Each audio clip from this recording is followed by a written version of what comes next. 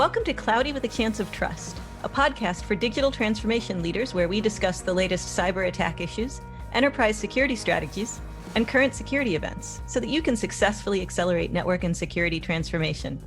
And now, here's what's on our mind this week. Hi, everyone, and thanks for joining us again today. It's Pam Kubitowski, Senior Director of Transformation Strategy here with Lisa Lorenzo. Also Senior Director of Transformation Strategy with Zscaler. So we're really glad that you tuned in again because we have a great topic to talk about today. Recently, the executive order that President Biden signed is all about improving the nation's cybersecurity and protect the federal government's networks, right? And, it's going to help the federal government avoid and respond to malicious events like, the one that happened about a week ago now to the East Coast pipeline. What's interesting, Lisa, I found was when you started to research what occurred, right, relative to, again, the East Coast pipeline, they had an actual independent audit done. What I found was over 2 years ago that clearly articulated, in quotes, the atrocious information management practices and patchwork of a poorly connected and secured system. The firm told the Associated Press just recently.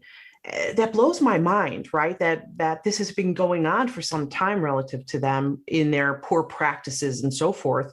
And right now, relative to that and to what's going on, what is the EO and why is everyone so excited about it? That's a great question, and it is definitely timely. So the White House's new executive order drives the federal government towards more secure systems. Cloud-enabled solutions, zero trust security, multi-factor authentication, and really modernization of security. There are a few really interesting things that it does, and then there are a number of topics and initiatives involved. One of the ones that I'm the most interested to see is that we're establishing a cybersecurity safety review board, and it has members from both the public and private sector. If you're familiar with the NTSB, the National Transportation Safety Board, they go and investigate accidents, plane crashes, train wrecks, et cetera. Mm-hmm. And we're going to have a similar thing for cybersecurity. It'll review cybersecurity incidents, share best practices, and really provide guidance for continuous monitoring and improvement of cybersecurity infrastructure. And you're going to hear that a lot. Continuous monitoring and improvement, or CMI, is the new buzzword in federal cybersecurity. And at a high level, Lisa, what does it do? Well, among other things, Biden is directing the Commerce Department to write new standards for software vendors supplying the federal government. So there'll be a cybersecurity rating system similar to restaurant health grades. Also mandating multi-factor user authorization for new technology, additional encryption, and it's all under this larger policy of continuous monitoring and improvement. This applies to all levels across the public sector. Federal, state and local, educational, Department of Defense. And there's a number of different initiatives that support this. One of them is information sharing. The idea is to improve the capture of data, the ability to share that data and generate analytics across agencies at a variety of different levels. Another one is IT modernization. We really want to embrace transformational cybersecurity architectures, and this is including, but definitely not limited to, adopting a zero trust approach for public sector security. The software supply chain is still on everyone's mind, and one of the goals there is to develop new and improved supply chain compliance requirements. So you might have heard of SBOM, or the Software Bill of Materials. The idea here is when you get a piece of hardware, when you buy a physical item, you can get a bill of materials that tells you exactly what's included.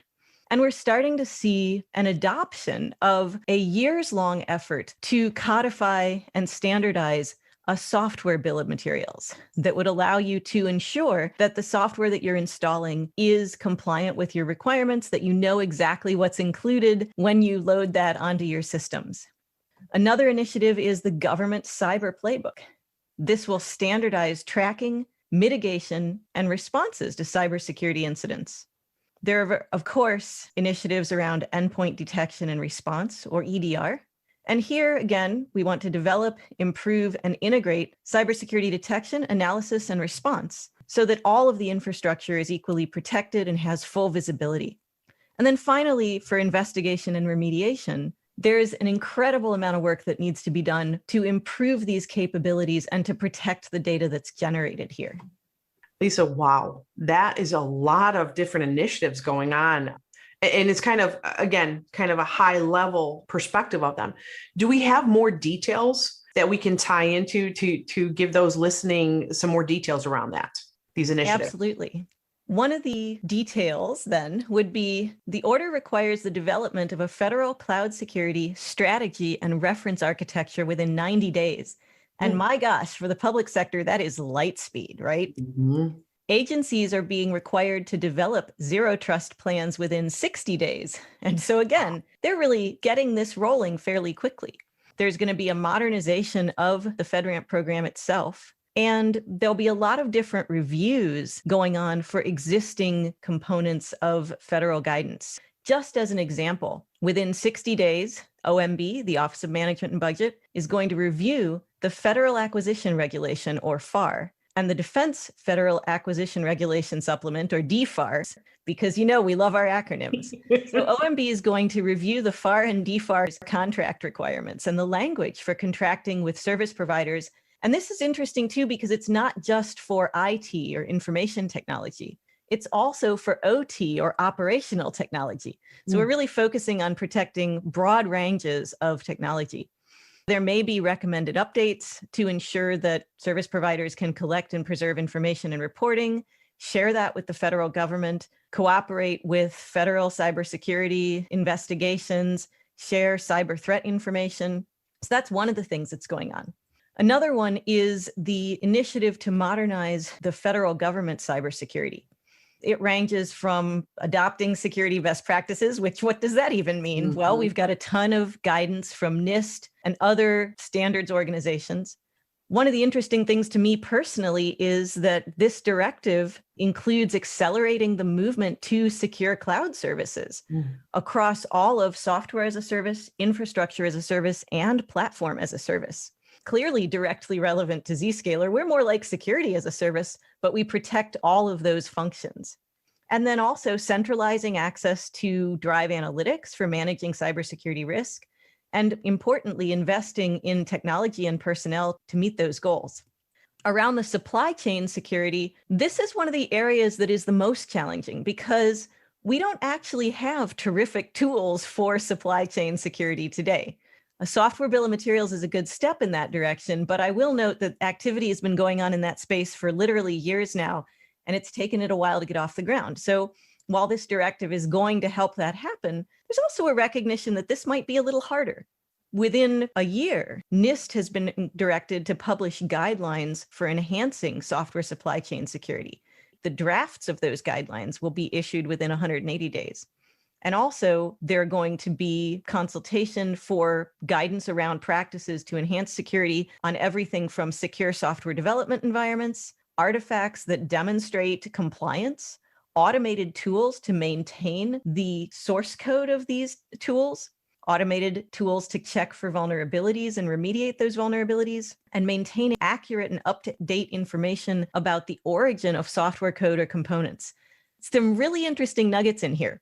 One of the biggest challenges with the software supply chain is that in a lot of cases, a vendor writing software doesn't write every line of code themselves. They bring in third-party code that is open source, or they license code. For example, nobody writes their own TLS libraries or encryption tools today because they're really difficult to do securely. So you want to find a well-known, trusted source for that kind of code. But man, if there's a bug in that code, or worse yet, if that code is somehow compromised, there are a lot of software components and software products that could be silently affected. Mm-hmm. So a software bill of materials, the idea of provenance for software components really helps to introduce transparency into where that code comes from and what dependencies might exist. My head's kind of spinning right now. There is a ton going on, and I'm so grateful that it's happening. I wish it would have happened already, but it's underway. With that being said, for Zscaler, we've been around for a number of years. How can we actually help organizations? How do we tie into all of this and help the initiatives that are happening? Well, we have our Zero Trust Exchange. And that helps agencies to improve security, reduce cost and complexity, and deliver a better user experience in the process. As a FedRAMP certified partner, we meet the highest standards of government compliance. And we work with customers at all levels of the government to improve their security and help facilitate cloud transformation. Agencies can move their TIC security controls and other advanced security services to our cloud platform, and they'll get unparalleled visibility, security, and control over traffic to their software as a service applications and the internet, as well as infrastructure as a service, platform as a service, or traditional data center applications. Because the Zero Trust Exchange protects data both in motion and at rest, we can ensure the confidentiality and integrity of that data. And we partner with other leading security providers to help ensure security teams have full visibility and shared threat intelligence across their environments. So we offer a huge range of benefits to the public sector that will help them meet these requirements and live up to the directives that are coming out. We also provide the same functionality, obviously, in the commercial world. It really comes down to there are a set of things that we all know that we need to do. We need to provide secure communication between users and resources. We need to ensure that only authorized traffic transits our networks. We need to protect the data that makes up some of the most sensitive information in our environments. And we need to ensure also that we have full visibility and control over who goes where and what they do. These aren't new requirements. I think what the executive order on cybersecurity has done is it's really put some weight and some urgency behind the federal government's IT modernization and security transformation. Now we have to see whether the funding comes along with it. But assuming we do, this could be a real game changer for public sector security, and Zscaler is here to help navigate that transformation. This has been great information. There's a lot. This really broke it down very easily to understand what's going to be expected, how the structure is going to be put in place, and so forth. So that's great. Thank you so much, Lisa. I think for all of you listening out there, Lisa and I spend our days talking to prospects, to peers, to customers, just to people in the industry. And some of the things that I find is there are IT organizations out there really just holding on, and they don't want to change. They don't, they understand they should be changing, but they haven't started and embraced that transformation yet. And the scary part is they have to stop thinking about if something would ever happen to their organization. And they have to really change their mindset and think about when will it happen and prepare so that in the event there is something that occurs, they can quickly mitigate and or stop it before it ever happens.